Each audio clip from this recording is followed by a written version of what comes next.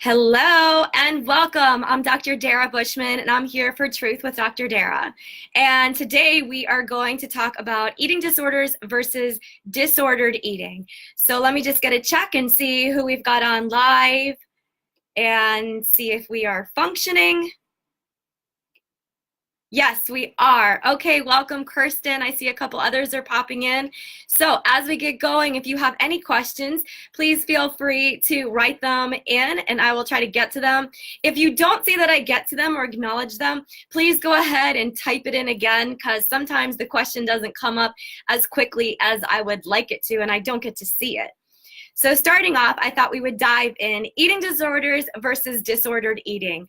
A lot of people ask me, how do you know when your eating patterns are problematic? And usually where I start off with is somebody with an eating disorder is completely preoccupied and it's consuming and taking over their life.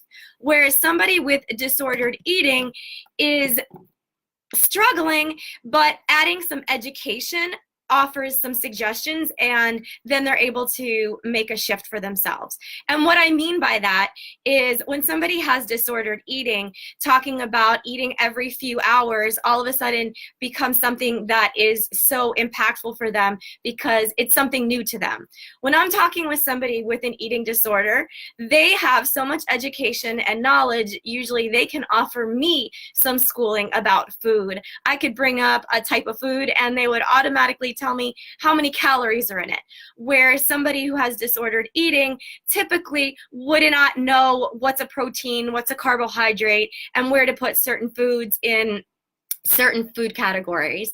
I see a couple more of you joining in. Welcome, Truth with Dr. Dara. We're talking about disordered eating and eating disorders. Please feel free to put any questions you may have in, and if I don't acknowledge it, repeat it again in case I don't see it. So moving along with eating disorders and disordered eating. Disordered eating has to do with patterns. And I got a question this week that I addressed in writing, and it was along the lines of, my exercise is going well. I take my dog for his walks a couple times a day, and that seems to be pretty smooth. And in my life, I'm pretty busy, and sometimes food does not have a priority. Like it's not a thing if she forgets to eat. And then if she forgets to eat, she finds that when she gets to it, she's eating an absorbent amount. She's overeating. Some people can call it binging if we're talking about an eating disorder. Disordered eating, we would talk more about it being an abundant or a large amount of food. So for her, by not eating, often is setting her up as it does for most of us. Because I'm sure all of us have experienced the Tasmanian devil inside of us when you go all day long and you don't eat and you're so busy and then you open up the refrigerator, right? Because rule number one is don't ever open up your refrigerator without having a plan of what you are going to get from it or already identifying what foods you are going to eat. And number two part of that is don't go hungry. It's just like you don't go to the supermarket hungry. So those two things apply to going to your refrigerator and the supermarket. Always know exactly what you're going to get and don't go hungry. So if you go into your refrigerator and you're hungry, there's a strong propensity that you could all of a sudden could come out of your head and you could be called the Tasmanian devil.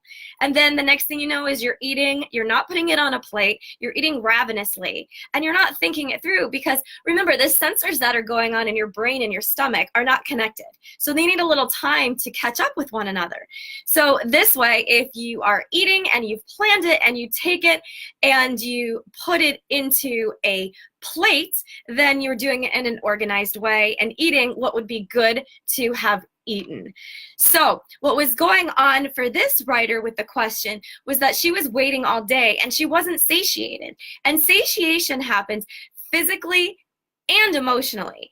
Physically, because if your body has not gotten the nutrients that it needs, it will trigger to need more food and it will not come down. Just a little tip, it often takes your mind 30 minutes to catch up with what's going on in your mind.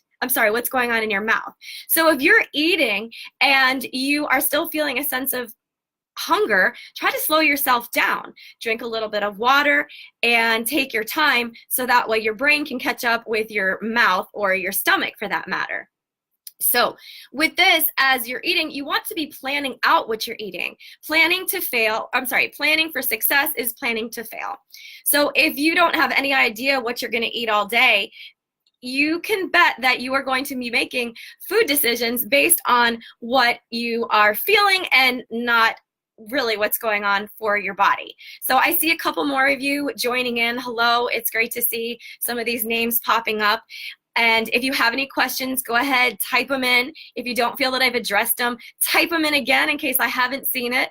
And we'll just kind of keep cruising through. But thank you again to those of you who are joining and the questions that I have been getting. I got a really long list this week of questions. So going back to the first question that I have gotten is again about if I am not eating all day and then why I'm eating absorbently when I do. So the Tasmanian syndrome is a big deal, the Tasmanian devil. So eating continuously throughout the day is going to set you up so that your body is satiated physically and then also emotionally. Continuing to eat in interims a few times a day, every few hours, is also emotionally preparing you for your hunger cues. So it doesn't feel like this thing that you have to do, because like a lot of us, I'm sure none of you have been on diets, correct? We've all been on diets. And when we have been on diets, what tends to happen is it's not a realistic plan. That was one of the questions that I received as well, is what's wrong with dieting? Well, the idea around dieting is it's not typically set or formulated for you. It's not bioindividuality. What works for me works differently from somebody else. So if it's a set plan, it may not be realistic to your lifestyle. It's like so many people say to me, well, I'm gonna eat this and do it a certain way, but it doesn't fit into something that would work if you're on a 12-hour shift. So we want to find food and eating in a way that's healthful and realistic to your lifestyle. You know, how many times have you tried a diet and to put on it a food that you absolutely hate? So that wouldn't be realistic of something that you can maintain and continue. So the whole idea around dieting is that it's not individualized to you, where a food plan or eating healthfully is something that you can maintain. So along the lines with that, a very strong tip is finding things that you do like and creating a bridge. We are so all or nothing, right? I'm betting that everybody that is watching this or queuing in is all or nothing, black or white. So in the event that you have this grand idea of doing a diet, it becomes this all new thing that you're gonna start tomorrow. So I'm thinking that we want to create a bridge and we want to ease into it. So when people come to me and they describe to me that they're confused whether they have disordered eating or eating disorders, number one, we address the educational portion of it, making sure that, well, either they're smarter than me and have an eating disorder, or it's disordered eating and they're just lacking some information. But first and foremost, we're going to identify and make decisions that would be good to have done. Eating foods that would be good to have eaten. If I eat a grapefruit, it is going to be good to have eaten. If I eat a candy bar, often it's not that it's a problem that I ate the candy bar, it's the preoccupation around the foods of thinking that I shouldn't have eaten the candy bar that's problematic. You get it? So it's not what I'm thinking often, it's how I'm thinking about what I'm thinking when it comes to food. So if you can if anybody has any questions with that, just cue in and I'd be happy to describe it a little bit more. So that's the whole thing with disordered eating versus eating disorder. Often if somebody has disordered eating in their life, they're not feeling the heightened sense of shame and guilt. When somebody has an eating disorder, the preoccupation takes hold of them in such a capacity that it literally does not allow them to function in their life. So that's just another cue to know when your eating patterns are problematic. So solution of it, though, is finding consistent patterns, creating a bridge so that you can emotionally and physically be satiated. And a bridge could look like adding a glass of water into your life. Because once again, when you reach the point of Tasmanian devil style, where you're spinning around with the smoke, the thought of just having a glass of water seems completely irrational. But if we're starting to identify some patterns that might be problematic, we're going to ease our way into it. So crawling before we start running. So as somebody asked me what is problematic about dieting, hence it's typically all or nothing. And all or nothing is not what wins the race, right? This isn't a sprint, this is a marathon. And we're looking for ways to be able to endure this for longer durations of time, not even longer durations, for always. Healthy eating, you are what you eat. So if you're putting foods in your body that are going to provide you with fuel, it's also going to provide you with brain power and energy and much better moods. Great. So I see a couple questions floating through. I'm not able to pull them up, but I see a prompt on the screen. I'm going to see if I can. Oh, yay. Sorry, see that there's more people on. So note to self, I have to scroll down in order to see people's notations. This is a learning process. These are my baby steps. This is my bridge right here. So I'm going to jump into another question. Another one that I received. How do eating disorders manifest? Well, like I mentioned earlier, it's about bio-individuality, and what works for one person is different for another.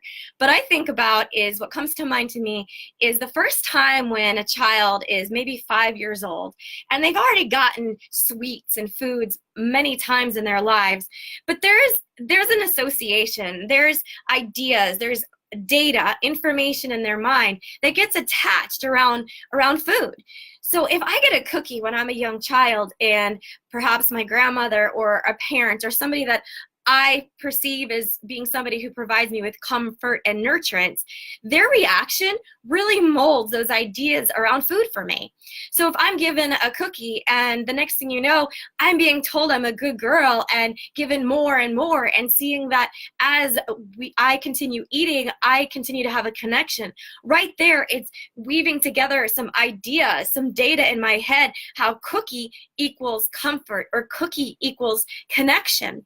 Or if I eat a cookie and the next thing you know, I like it, but somebody, an adult that I admire, respect, looks at me and says, well, Dara, are you sure you want another one? You know, that cookie might make you fat, or that cookie might make your face break out because it has chocolate in it. Whatever it may be, my experience right then and there starts to integrate and create patterns and thoughts and data in my head that continues. So somebody might say, well, how do I argue with that? Or how do I change that? Well, we don't change it, but we start to understand or recognize those cues. And really, we don't have to do anything with it. We just know that that's what's going on, and we can adjust it by doing things healthfully, doing it in a way of doing our food based on what there is to do and what would be good to have done, opposed to how you're feeling, right? Because how many times are you making your food decisions based on what's going on of sadness or anger or frustration? Sadness, anger, frustration often leads to comfort foods. And that is what's cueing back from like the times when you were a child, and that was what was going on for you. Also, another way is food often is, or food disorder, eating disorder, or disordered eating patterns are often cued from trauma. Somebody may say, well, I've never experienced trauma, or some of you may be saying, I've experienced a lot of trauma. But the way that trauma works is I call them little T's or big T's. I learned that from Dr. John Conley with rapid resolution therapy. And your mind perceives an incident of how it happens, because fear is an emotional or physiological response to perceived threat. So how my mind perceives a certain situation that happens is how I interpret it. So if I was a young child and maybe it wasn't a big T event that happened and it was a small T event of being made fun of because of eating a certain food, or a small T event about how I was left out as a child, and right then learning how food made me feel a sense of comfort or abundancy, right then it's recreating or continuing the connection of food and how you react with it and your relationship going forward.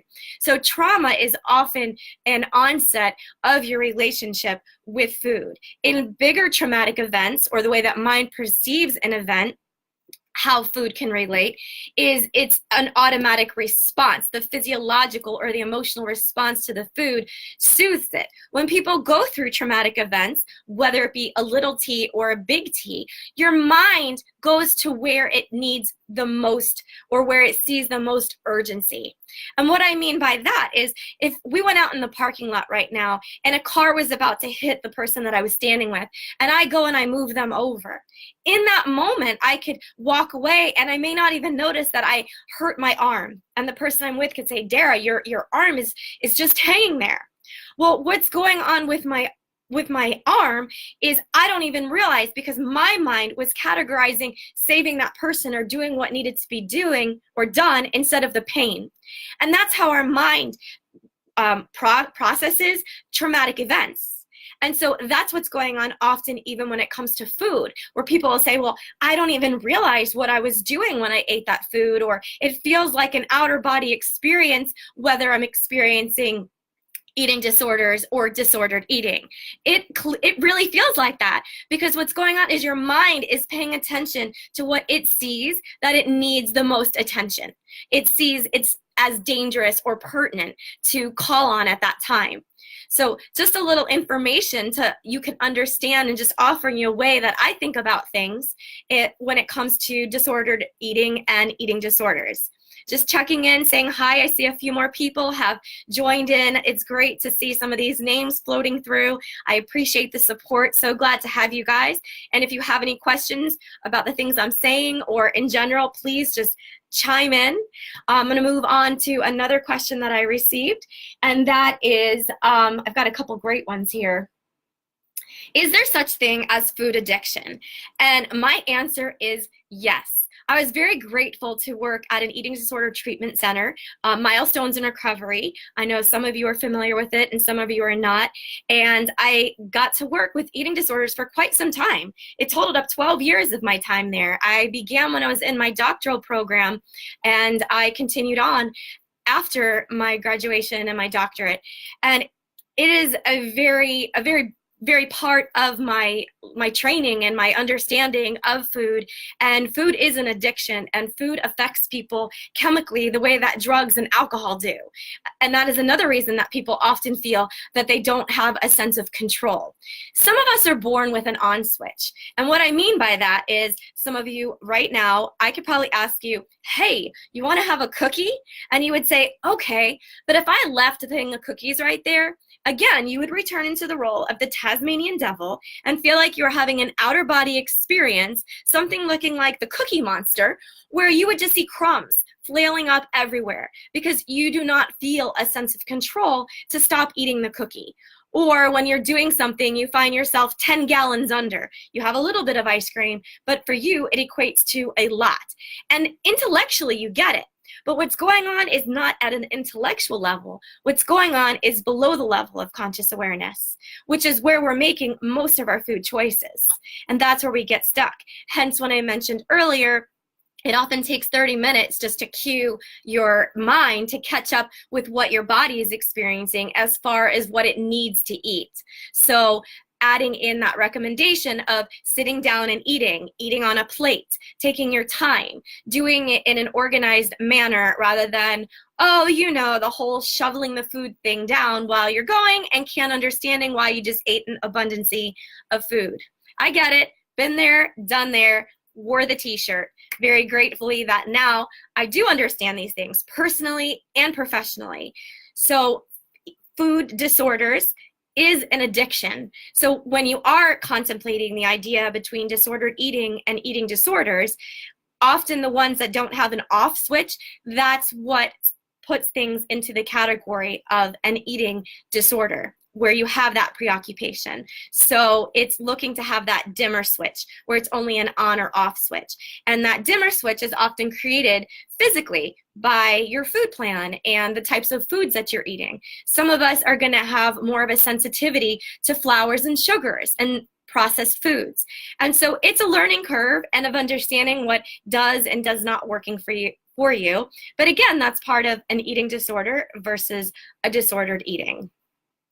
All right, cool. So I'm going to move on into another question. Again, stop me if you have any questions, and you're always welcome to email me offline at dara@drdara.com. And I formed a new face group as well, Truth with Dr. Dara, where you can ask anything, whether it's in regards to eating disorders or food disorder, exercise, health. Nothing is too crazy or sexy of a question. Awesome. I see a question coming in. What do I think when people go vegetarian but have a hard time not eating meat and end up beating themselves up when they do eat it? Great question, Carol. I think also that's part of creating a bridge. I don't think that there's a wrong way. Some people have an intention of being a vegetarian. I've been vegetarian most of my life, but I did start to eat different proteins to supplement it for myself. At the end of the day, it's not whether you're vegetarian or not vegetarian. It's about you giving yourself the nutrition and the satiation that you need so that you're not seeking food in alternative ways. So if I'm not getting adequate amounts of protein, which is what you find in most animal proteins, in proteins, one of the easiest way of getting protein is through different animal meats or dairies. And if you're not eating that, you might have the propensity to be hungry, often leading into overeating or binging. So I feel like that addresses the first part of the question. And the other part of it is if you would be, whether you choose to be vegetarian or you decide to adopt a different alternative way of eating and you're having difficulty with it, once again, it's about the shame and the guilt. So it's not what you're eating or what you're thinking. It's about how you're thinking about what you're thinking. And I think that's where it's important to create a bridge and a realistic program for yourself. If you're somebody who has eaten meat all your life and your whole family is eating meat, let's take a look at what that would look like and what that supplementation would be for you, or perhaps cutting down and not just doing it completely, as they say, cold turkey. Cold turkey sounds pretty funny if we're talking about vegetarianism and eating disorders, but that would be some alternatives, would be creating a bridge for it and also taking your time with it and integrating into it and making sure that you are satiated properly. So great question, Carol. I hope I addressed it in a way that completely answers it. Let me know if you have any more questions around that. I'm going to dive into another question, and then we may have to do a part 2 because I still have a lot of questions to get to.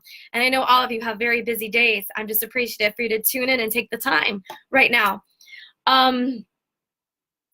The role media plays with an eating disorder, I think, is huge. I think it is so big. Now with social media, it affects us in so many different ways, just because eating disorders, let me just say, is not about just how you look. A lot of times the misconception is that an eating disorder or disordered eating is just because people want to be skinny and look a certain way. And it is very confusing these days about what it is that a woman or a man is supposed to look like and what a healthy lifestyle looks like, because the perception of it in the media is very skewed. And right now there's quite a stigma around mental health and eating disorders. It's very confusing. So once again, I'm going to go back to bio-individuality, and what is working for one person may be different for another person. And with the media, it's focusing on what you do like and what you do want opposed to what you don't want. We're so big at picking out the way we don't want our body to look like and the things that are going wrong in our food plan. A very critical part to successful, healthful nutrition is finding what does work and what your strengths are with it. I see another question. What's the difference between a slip and a relapse? If slips continue every day for a week, is that a relapse? Thank you, Jackie, for a great question. When you're talking about slips or relapse, then we would be looking at it more towards with an eating disorder than disordered eating. Although somebody with disordered eating would get very frustrated and feel a sense of failure even if they were on a food plan and they weren't finding that it was working adequately for them. I think a big part of disordered eating in a food plan is it being a realistic plan to set you up for success. And what Jackie is asking, if I do slip, what does that look like versus a relapse? You know, Jackie, that's a very sensitive question, and it's on an individual basis. I think that at the end of the day, it's about the preoccupation with it. So once again, I think I've said this a couple times, but it's not what someone is thinking about it, but it's how they're thinking about how they're thinking about it. So what's going on for them is if they're feeling that they messed up, usually, well, if I said to somebody who's a food addict or an alcoholic, if you sat there and discussed about how shameful and guilty that they should feel about having a beer, what do?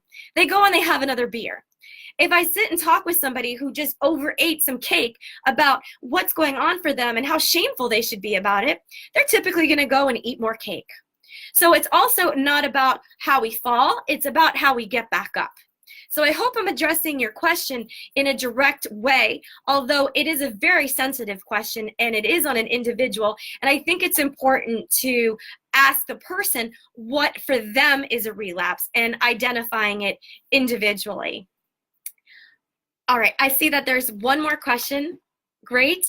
I'm expressing a stressful moment. What can I do to keep me out of the food? Is there a rapid resolution therapy technique or exercise? Awesome question, Rick. Well, typically the way that rapid resolution therapy is it's something that's working with an unconscious. It's shifting where there's been negative emotion into a positive way or in a place of indifference. So when we're talking about a stressful moment and what you can do, we want to take a look at it of redirecting our energy, because I learned this from Dr. Marty Lerner. Feelings fade unless re-stimulated. So if you have a feeling and you are feeling frustrated or angry and you're thinking about food and all you're doing is talking about food, you're going to want more food. So what I like to do first is I like to put it in, are you ready? I'm going to say a bad word. I'll just spell it out. An F-it bucket. It sounds better when you say it, but an F-it bucket. If I put it in an F-it bucket, nope, doesn't have the same ring, but I'm going to keep this clean. Clean eating, clean words. If I put it in an F-it bucket and I shake it out and I put it there for a little while, like a strainer, I see what sifts out. And often what's happening is when we're in a stressful moment, we're going back to an instinctual a way of doing it, a way of comfort. So first we want to offer physical things of what's going on, because when you're in that stressful moment, it's not a conscious thing to automatically go into the food. It's something that's streaming in an unconscious way. I mean, heck, if you go to a furniture store, they're baking cookies because they are luring on your subconscious. They are doing it in a way so that it is not a conscious choice that you are making. If you unconsciously are feeling all warm and fuzzy, smelling Betty Crocker, you are going to buy more furniture. So hence, if I'm in a stressful moment and I put myself in a place of comfort or ideas around comfort food, I'm going to do the comfort food. So what I propose is that we acknowledge that we're experiencing stress. We acknowledge that we want the food, but we go ahead and we do something like, okay, so I want the food. All right, so in an hour, if I still want it, then I can address it. And if I'm gonna eat it, then I'm gonna sit down and have it on a plate. Because what happens where it's the unconscious is that's the Tasmanian devil thing, Rick. That's the idea where you're already like 2 gallons under and you're like, what just happened? I was feeling stressful and the next thing you know, I'm feeling shameful and guilty. So again, if you have more questions or if I can answer that differently for you, please let me know. Cool. So I would like to also just briefly go over with you guys, just to recap, eating disorders, disordered eating, some tips on whether you're experiencing either one of them. First and foremost is have a plan. Again, I said this once, failure to plan is failure to succeed. So you would not take a baby. I have a 3-year-old and a 5-year-old. I have learned this. You wouldn't take a baby out all day if you didn't have a plan of when you were going to feed them. You would not leave the house with any food for your children. Why would you do that for you? So have an idea of where you're headed. If you're going to a restaurant, think it through before you go. It doesn't require a lot, but just a tad bit. Let's look at doing a little bit more than what we are doing, creating that bridge. So planning ahead, knowing what you're going to get before you're in the refrigerator, thinking through the foods. Having buddies around this can be great. Nobody wants to do this alone. You know, nobody ever did this alone and You're going to be successful if you have people that you can reach out for and with for accountability. I think that is a very critical thing. Eating every few hours is going to stabilize your blood sugar levels. Physically, that is going to do that, and also emotionally. If I feel like I have not eaten all day, it messes with me. I don't know if I should try to get food or what to do and what not to do. Let me think, a couple other tips. Drinking water, right? Just keep on swimming. But water is so helpful in every way for your skin, your body. It replenishes you. Water is helpful. Are you ready? I'm going to say it. Water is helpful for weight loss. Water helps you lose weight. Water helps you for sleep. Sleep is imperative when it comes to food plans, whether it's for disordered eating or eating disorders. Sleep, sleep, and more sleep. Part of my 2018 goals is sleep, #naps. Important. It replenishes you. If I am grouchy, I'm going to make grouchy food decisions, hence hangry. We've all heard that expression. The other thing that I want to leave you with is, what can you do right now? We're all notorious for getting off this call right now or getting offline with me and saying, all right, tomorrow I'm going to start this new plan. Everybody right now, the big thing is next year, what my 2019 goals are. What can you do right now? What can you create in this minute? Even if it's you grab a glass of water just right now, and as you just do a few of these, I like my new glass. Thank you, Kirsten. If you have a little bit of water, you are going to start integrating. It's going to give you a moment to pause, replenish your body, and give you time to think through what it is that you want to have next. Variety is important too. If you eat the same old thing, if you're eating boring foods, hence diet, broccoli and chicken, so exciting. No, you stop doing it and you're back doing what you used to be doing. So nothing changes if nothing changes.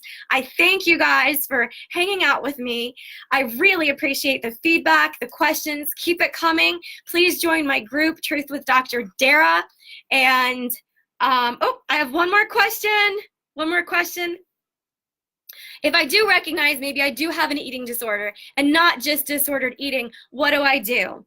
Well, that's a good question. You can always reach out to me. I would be happy to help you differentiate where your patterns are and what is going on for you. There are some great programs out there, whether it's with eating disorders. Like I mentioned, I worked with Milestones in Recovery for many years, and there are some other great solutions that you can look into. But please reach out and ask questions if I can be of any assistance or value. There is no silly question.